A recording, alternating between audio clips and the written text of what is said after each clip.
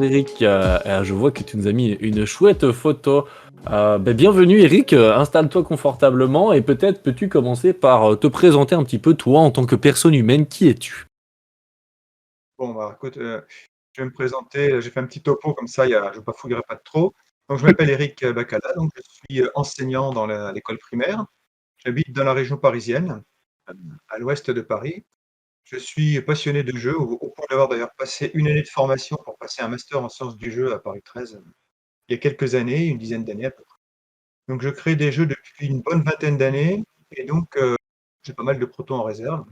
Certains ont intéressé des éditeurs, mais un seul d'entre eux, pour l'instant, est sur le point d'être édité. Donc, je touche du bois, on verra bien ce que ça va donner.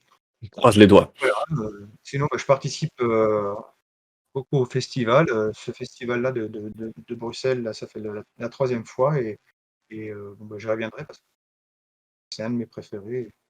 Ah Et bah oui, voilà. d'office. D'office, tu dois dire que c'est un de tes préférés parce que sinon ça va pas le faire, hein. Hein, Voilà, c'est bien, t'as respecté le script. Ici, du coup, tu viens nous présenter un de tes prototypes qui s'appelle le Imago. Est-ce que tu peux nous parler du jeu en 3 points clés?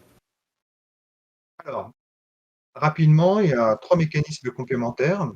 Le premier, c'est la combinaison de phases 2D identiques 2 à 2 pour déterminer les cartes de la serre disponibles à chaque tour. Il y a une Mhm. serre à papillons, donc on doit définir les papillons qui seront disponibles. Ensuite, ce qui est le plus, à mon avis, le plus distinctif du jeu, c'est la juxtaposition de cartes Imago qui sont ajourées et qu'on va donc mettre ensemble pour reconstituer les 4 pigments qui composent chaque papillon. Mhm. Et enfin, une fois qu'on a fait ça, il y a la validation des parfums qui sont sur ces mêmes cartes qui permettent d'aller accéder à des fleurs sur une montgolfière et ce qui conditionnera la prise des tuiles qui sont sur cette montgolfière et donc le score du jeu. Est-ce que tu peux nous dire si c'est un jeu compétitif ou coopératif, jusqu'à combien on peut jouer et combien de temps ça prend? Voilà, donc c'est un jeu qui est plutôt compétitif, Mhm. même si la montgolfière de départ est constituée ensemble, hein, mais bon, c'est juste un prétexte. C'est pour 2 à 5 joueurs et ça prend environ une trentaine de minutes, on va dire. Oui. Donc c'est un jeu assez rapide. Euh, et la condition de victoire, est-ce que tu en as parlé? J'aimerais bien que tu... quand est-ce que la partie se termine et qui est-ce qui gagne? Comment est-ce qu'on gagne? En fait, le jeu roule dans. Enfin, le thème, hein, grosso modo, c'est serre à papillon. Il y a incarne des lépidoptéristes, petit peu de Mhm. mal à le dire, c'est des personnes qui s'occupent des papillons et qui rêvent de faire un grand voyage en montgolfière porté par leurs papillons, justement. Donc pour ça, ils vont devoir attirer des lépidoptères sur la toile de leur montgolfière, qu'on appelle une montgolfleur pour le coup. Oh, le beau jeu de mots. C'est poétique, hein. Ouais. Et donc ces différentes tuiles auront différentes valeurs. Et le but du jeu est de prendre ces tuiles qui représentent ces fleurs et en obtenir la valeur totale la plus élevée pour devenir le chef de l'expédition. Ok. Donc le but est d'aller chercher le plus de fleurs possible, de gagner des points de victoire, et celui qui en a le plus, eh bien, il a gagné la partie. Alors tu nous as présenté un peu les 3 points clés en parlant de juxtaposition, superposition de ces cartes qui sont normalement transparentes, parce que là on les voit au format numérique, donc c'est peut-être difficile de se représenter ça, mais imaginez que les cartes sont transparentes, hein. Est-ce que tu peux nous expliquer un petit peu comment ça se passe un tour de jeu? En fait, dans le jeu, il y a plusieurs phases. Donc la première phase, on en a déjà un peu parlé, consiste à constituer l'ensemble des joueurs va constituer la montgolfière et la montgolfleur justement pour, en y déposant des tuiles, Mhm. qui ont des valeurs qui vont de 10 à 2 points. Une fois que cette montgolfleur va être, constituée, on va pouvoir commencer, réellement le jeu. Ok. Donc les cartes vont être disposées, on le voit un petit peu là sur l'image, vont être disposées, dans une serre. Donc, en fonction du nombre de joueurs, il y en a de 9 à 15. Mhm. Et les joueurs vont donc lancer 4 dés, des dés pigments. Ce sont des dés donc de la couleur des pigments des papillons, qui vont déterminer des combinaisons de couleurs qui seront autorisées, à être prises parmi celles qui sont représentées sur les Ouais. papillons de la scène. Dès que le lancer est fait, puisque c'est un jeu qui se joue simultanément, tous les joueurs vont essayer de disposer leurs 3 jetons sur les cartes qui répondent aux critères de la combinaison des 2. Des Mhm. dés. Ils récupèrent leurs dés, elle n'aura pas la carte. Et ensuite, il va se passer un temps là de recherche où il va falloir superposer les cartes entre elles pour essayer de reconstituer les 4 pigments du papillon.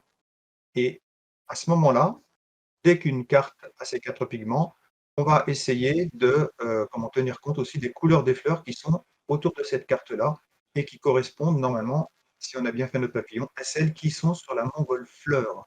Mmh. Voilà, on va pouvoir récupérer les tuiles qui correspondent à ces combinaisons de fleurs et on marquera les points donc les points qui sont sur cette tuile au fur et à mesure qu'on les récupère. Le jeu Yes. se termine quand la montgolfière est terminée, c'est-à-dire que quand tous les joueurs ont pris tuiles qui étaient disposées sur la montgolfière, le jeu se termine, on compte les points. Exactement. Il y avait un système avec les tokens, de rapidité, parce que, ça fait partie des seuls jeux que j'ai eu l'occasion de pouvoir tester hier, donc c'est cool parce que je peux réagir à ce que tu présentes, où on dispose de certains, du coup, petits pions qu'il faut aller placer sur les papillons, donc les cartes qu'on veut. Et ce qui se passe, c'est que si tu fais une erreur parce que t'as pas le droit de prendre ce papillon-là, et ben, il est bloqué, pour le prochain tour. Donc au prochain tour, tu vas te retrouver à avoir moins de possibilités de prise de papillons. C'est très simple, hein, c'est parce qu'il fallait faire attention. Et là, on a le bel exemple, là, dans l'exemple qui est présent.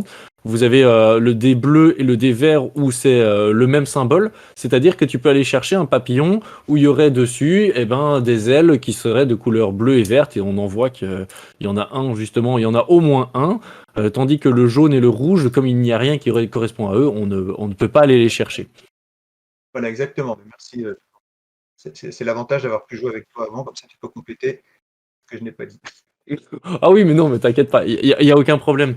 Mais donc, ouais, moi, c'est chouette parce que j'ai eu l'occasion de tester. Il faut vraiment bien imaginer que ce qui est sympa dans le concept de ton jeu, c'est le côté superposition de cartes que tu mets les unes au-dessus des autres, et au fur et à mesure, du coup, le papillon, il devient complet. Et puis après, c'est un système de scoring par rapport à cette fameuse montgolfière. Hier, tu me l'as présenté en tant que montgolfière. Attention, attention, hein. Ouais, j'avais pas ce côté poète hier avec toi, mais là, tout du coup. Voilà, aujourd'hui, t'avais préparé ta présentation. Où est-ce qu'on peut te retrouver? Où est-ce qu'on peut retrouver le jeu actuellement? Comment te suivre?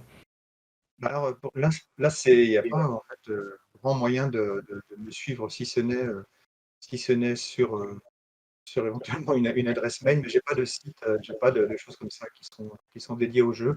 Mhm. Heu, J'avais essayé d'en faire un à un moment donné, mais c'est assez difficile à gérer et puis, voilà, bon, j'avais pas ça n'apportait pas grand-chose, donc je l'ai fermé. Complètement. Mais par contre, on peut te retrouver sur Discord actuellement parce que tu étais là pour la protozone.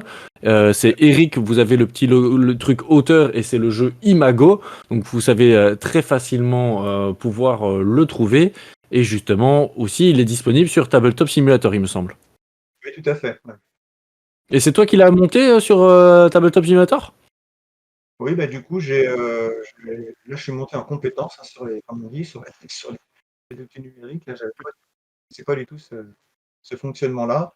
Au début, j'y suis allé un peu à reculons parce que c'est un peu fastidieux, mais une fois qu'on est rentré dedans, en fait, c'est pas si difficile que ça et c'est surtout pour un auteur, je trouve un outil vraiment très, très intéressant pour faire tous les essais sans avoir à passer par la phase, voilà, papier crayon, enfin découpage, colle, tout ça. Donc là, on fait tous nos essais et une fois qu'on a une version qui tient la route, on peut passer à quelque chose de plus concret. Donc c'est vraiment sympa pour tester toutes les variantes qu'on peut imaginer ou qu'on nous propose d'ailleurs, à travers les essais qu'on fait avec d'autres joueurs. Ouais, complètement. Tabletop Simulator, moi je l'ai depuis un nombre d'années j'ai arrêté de calculer, et je l'ai offert aussi à pas mal de monde. J'en parlais avec toi hier, où je récupère des clés qu'on peut acheter, hein, parce que c'est un jeu qui s'achète, c'est son défaut, peut-être, mais son énorme avantage, c'est qu'il permet une grande liberté et beaucoup de tests. Et en tant qu'auteur, c'est génial de pouvoir faire tester ce jeu à différentes personnes. Je réagis aux messages dans le chat de GameStef. Moi j'ai envie de te remercier toi. En fait, ce qui se passe, c'est que GameStef, il nous écrit, il dit qu'il remercie tous les auteurs de présenter leurs prototypes en live, parce que c'est vrai que c'est pas un exercice facile quand on n'a pas l'habitude obligatoirement de passer à la caméra, ou même simplement de devoir pitcher son jeu comme ça. Donc il remercie tout le monde. Mais moi j'ai envie de te remercier toi aussi, GameStef, et toutes les personnes qui nous regardent en live, parce que toi en particulier, t'es là depuis 3 jours avec nous, non-stop quoi. Tu passes ta vie avec nous sur Twitch et t'interagis, et c'est ça qui est génial. Merci à Candy Laval aussi qui est là et qui nous accompagne cet après-midi. avis. Donc n'hésitez pas à interagir dans le chat. Vous voyez que je lis vos messages, hein. Je prends le temps de les lire. Et merci encore à toi du coup de venir un peu nous présenter ton jeu. Donc je le rappelle, il est disponible sur Tabletop Simulator. Ça s'appelle Imago. Il y a Eric qui est là, qui est disponible encore là. Vous pouvez le contacter en message privé. Rejoignez le Discord, pas obligatoirement seulement pour jouer à la Protozone, mais plus pour interagir avec des gens du BGF de manière générale. Vous avez toute l'équipe du BGF qui est là sur le Discord. Et puis en fait, le Discord, il va pas s'éteindre à la fin de la Protozone. Au contraire, il va bien rester vivant, il va bien rester disponible pour rassembler une communauté de gens qui aiment jouer à des jeux de société, qui aiment partager des choses. Donc vraiment, n'hésitez pas à nous rejoindre. Est-ce que tu as un petit mot de la fin, une petite anecdote à vouloir nous raconter autour de la création de ce jeu? Écoute, le jeu, en fait, moi, c'est pas vraiment une anecdote, hein, c'est simplement que c'est un truc, mais je crois que tous les auteurs me comprendront, qui existe depuis pas mal de temps, qui a évolué, donc ça fait pratiquement, enfin, ça fait plus de 2 ans que je suis dessus et il évolue, il évolue assez souvent et je crois que voilà, c'est un petit peu le destin de chaque auteur d'avoir comme ça, enfin, c'est assez rare de pondre comme ça l'idée géniale qui va faire que le jeu va être tout de suite utilisé. Et du coup, je profite de ça pour dire que cette évolution-là, elle va lier justement à tous les contacts qu'on peut avoir avec différents joueurs sur des festivals à travers cette plateforme-là, et donc à travers aussi cette interview, par exemple, là, ou le jeu que j'ai pu faire avec toi hier. Et je crois que bon, je remercie toutes les personnes qui ont contribué à faire que ce jeu est devenu ce qu'il est maintenant et qui continue un petit peu à évoluer encore. Voilà, je crois que c'est assez important. Un jeu, ça se fait pas tout seul, ça se fait avec d'autres personnes. Exactement.